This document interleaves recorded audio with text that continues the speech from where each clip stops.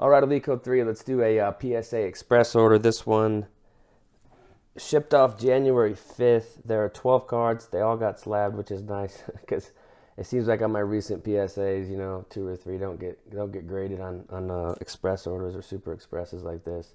It's expensive, so I'm picky with the cards I'll send in. I mean, I had to pay $90 for each one of these cards to get graded, so it's steep. But these cards I thought were probably worth it at that price range. And we'll start off with baseball. You got the Trout update.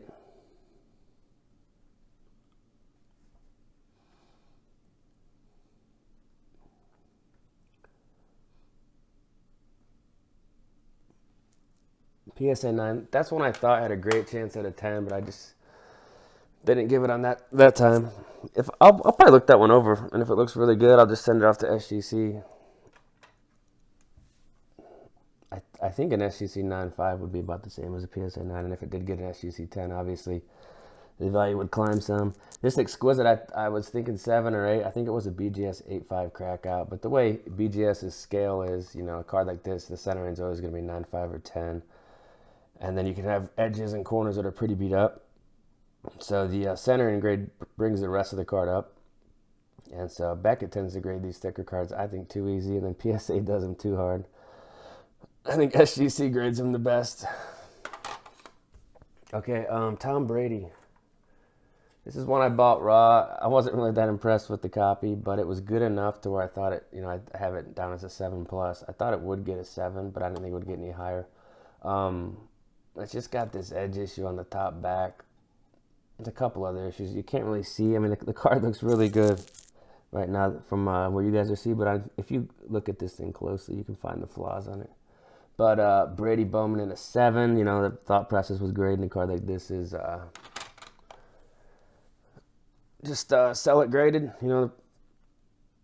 The buyer's probably not going to complain, but if I sold that raw, you might get a return. The card's not nice enough, so that's one reason why I would grade a card like that, even though I don't have a good expectation. This Gold X-Fractor, I actually bought this, and it was in the uncirculated case for a pretty good price, I think $700 or so. But the Gold X-Fractor, I think it's $279, right? Yeah, pretty big card. I thought it was in the 8.5 plus range, so this checks right out. All right, next up.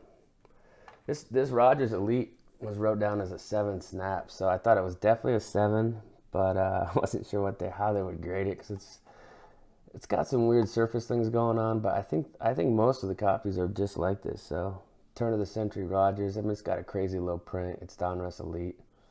It is the college uniform, but for me, I've always liked the brand Donruss Elite in football. So this card's really cool. So, if I had to grade that, I would have probably put an 8 on it, but it doesn't really matter what I think because they're the ones slabbing the cards. Nick Chubb, this one had an edge issue. I thought it was like an 8+.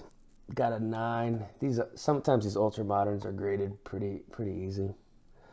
But Nick Chubb, that's the gold vinyl to 5. So I've just been kind of tracking his career, and he's put together some good seasons. He's going to need to compile, I'd say 5 or 6 more good ones to even be considered for the Hall of Fame. But I think his yards per carry for his career is around 5, so that's something I've been looking at with Chubb. Doesn't really have a ton of hobby, but he is a running back, so that's probably why. Most people probably figure he'll flame out here in a couple years, which is possible too. This Harper I thought had a great chance at a 10. It's the Gold X-Fractor. Got a 9, so, pretty good. Can't remember how I came across this one. This very well could have been raw, or I snapped it out of a BGS 9.5. I just can't remember. But the 12 BC Gold to 50, that's one I'll definitely keep in the collection. So Harper, nice auto on that one too. Pasternak, this is the exclusives. Okay, so this one, I gotta show you guys this. This is crazy. I actually sent this one in last month, and it got an 8, and I didn't think it was an 8 at all. So you know how I am. I'm pretty feisty with the grading. If I have a conviction about a card, and I just snap it. I thought it was like a 9.5, so I could easily see this as a 10. So I don't know if they just typed in the wrong number or why they put an 8 on it last time. It's not an 8. So Pasternak. I had a couple people that watched the video. It's probably like 3 videos ago. It wasn't that long ago. That said that card looks way nicer than an 8, and I was like, yeah, I agree. So Pasternak, that's probably a pretty big card. What else do we have here? Brady Donruss. Didn't have 7's what I wrote, so an 8. So I mean, I was grabbed a grader that's grading a little softer than usual, which is nice because I've had some really tough graders with them recently. Especially that last order, it was not very good. See that centering? See, even with that centering, I could never put this higher than an 8. So I think it's within tolerance, you know, in the 7 to 8 range, so it's pretty accurate. All right, we got the Lebron, the refractors. So this is one that I snapped that one out of a Beckett one. You know, it's that risk that you take. You know, I thought I would definitely get a 9. I didn't know if it would get a 10. It's totally random. But the values, I don't know, probably 3,000 in the 9.5 and maybe 6 or 7 in the 10. So I figured it was worth a roll. So that's a pretty big hit right there.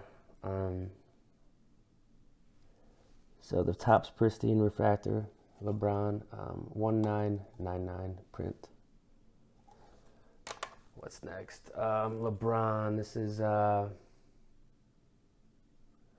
the top scrum. I had it as an 8+, so 8, kind of the 8.5 range, and it got a 9. So I mean, honestly, it was a nice copy. I bought it raw. It's definitely not centered up good enough to be a 10, but I thought it could definitely get a 9. So yeah, I would say that's a decent looking 9. I've definitely seen nicer 9s, but there's a 9. And we're gonna close out with Vic. Pretty sure this will get an 8. This was an 8.5 Beckett. You know, close to a mint Beckett. So it should be an 8 or a 9. 8's probably fair on that one. That's the Future Watch. It's got like the NFL patch, so that's pretty sick, the 250. So that was sitting in that Beckett 8.5 slab for like 10 years, and I was like, oh, screw it. I'll bust it out and send it to PSA. So that's it. I thought that order was good, you know. I didn't think the last one was, but that one was good. You know, there's the one card that I thought, that Harper Gold, I thought could definitely be a 10. So that's one I'll be looking close at. Just to look at the centering and compare it to some other 10 examples from 2012 Bowman Chrome. So thanks for watching. I'll get this one up, and I'll get grinding on the next order later, everyone.